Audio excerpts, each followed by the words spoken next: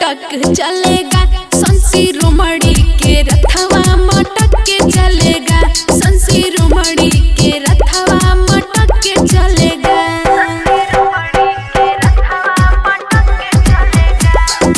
मयूर recording studio मेहपुरवा।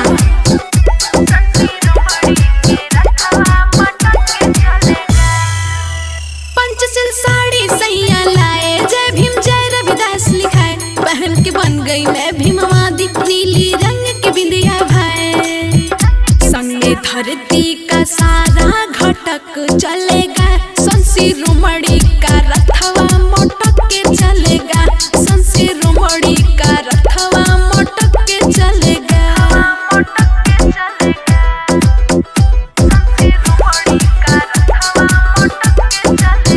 मन में सबके है खुशहाली, महिमा बाबा की निराली, घर घर मनेगी दिवाली, रात आई पूर्णिमा वाली, डीजे के धुन में छटक छटक चलेगा, संसी रोमड़ी का रथवा मोटक के चलेगा, संसी रोमड़ी का रथवा मोटक के चलेगा।